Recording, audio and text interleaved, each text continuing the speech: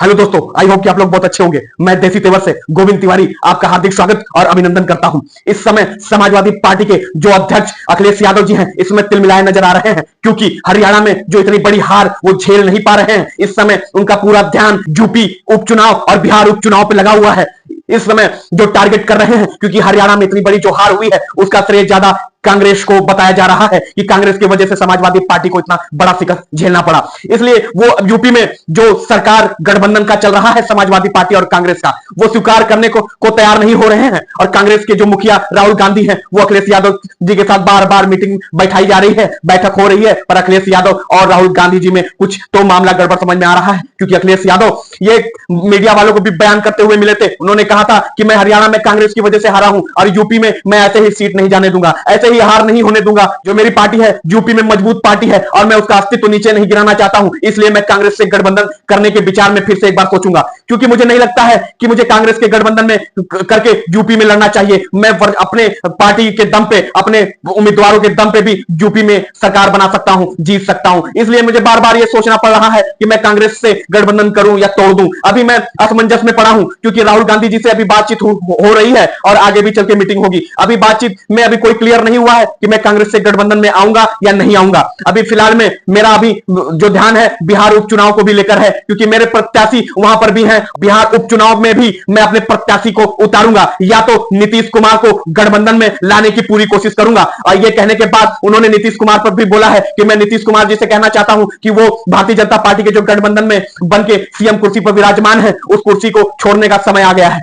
क्योंकि भारतीय जनता पार्टी किसी पार्टी की नहीं है, वो सिर्फ अपने फायदे की सोचती है। इसलिए मैं नीतीश कुमार को ये चेतावनी भी देना चाहता हूं कि भारतीय जनता पार्टी से थोड़ा सा बच के रहें और समाजवादी पार्टी से जुड़ें और गठबंधन में आके बिहार की चुनाव की तैयारी किया जाए और चुनाव लड़ा जाए दमदारी से। और ये कुर्सी जो है बरकरार रहेगी, क्योंकि बिहार में भी समाजवादी पार्टी का बहुत बड़ा वर्चस्व है। इसलिए नीतीश कुमार को गठबंधन में आना चाहिए और उनको पहले हाथ बढ़ाना चाहिए। अगर नीतीश कुमार जी तैयार हो जाते हैं तो मैं तैयार हूं नीतीश कुमार जी से गठबंधन करने के लिए। और गठबंधन करने के बाद उनको यह वादा भी करता हूं कि वो सीएम कुर्सी पर बने रहेंगे और बहुत बहुत उम्मीदवारों से, बहुत सीटों से हम लोग जीत के दिखाएंगे। ये कहने के बाद अखिलेश यादव वहां से चले गए और मीडिया वालों ने योगी आदित्यनाथ से पूछा कि अखिलेश यादव जी कह रहे हैं कि यूपी और बिहार में समाजवादी पार्टी की सरकार बनेगी। ऐसा उन्होंने रणनीति और राजनीति का उपाय निकाला है कि भारतीय जनता पार्टी के सामने क्या बहुत बड़ी अड़चन खड़ी होने वाली है। उसमें योगी आदित्यनाथ हंसते हुए उन्होंने कहा कि अखिलेश यादव जी को भी सदमा लगा है। हरियाणा का जो चुनाव इतने मार्जिन वोटों से उन्होंने हारा हुआ है, इतने सीटों से हारा हुआ है, उनको अभी ये झटका बर्दाश्त नहीं हो रहा है। इसलिए वो फड़फड़ाहट उनकी आगे बहुत ज्यादा बढ़ रही है। अभी ये देखना है कि समाजवादी पार्टी के जो मुखिया अखिलेश यादव जी क्या करते हैं।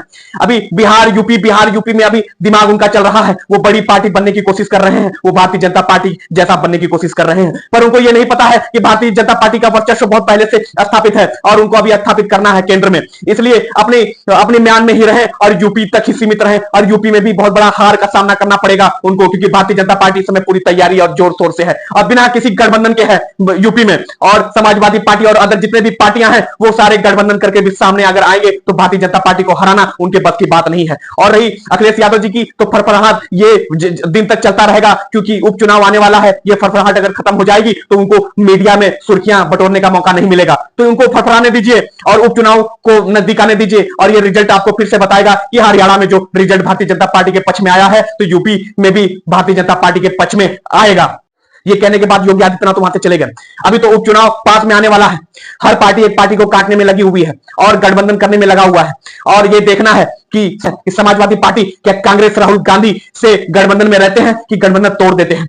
अभी तो कोई इसका बहुत रुझान नहीं आया है, इस गठबंधन का कोई अभी निष्कर्ष नहीं निकला है। तो अभी जब आगे कोई निष्कर्ष निकलेगा तो मैं वीडियो के माध्यम से आप तक ये निष्कर्ष पहुंचाऊंगा और आपको बताऊंगा कि यूपी में जो राजनीति का स्तर है कहां बढ़ रहा है, कहां घट रहा है। इसीलिए ऐसे ही वीडियो को देखने के लिए चैनल को लाइक करें, शेयर करें, सब्सक्राइब करें। मैं मिलता हूं अगले ब्लॉग में, तब तक के लिए जय हिंद, जय भारत।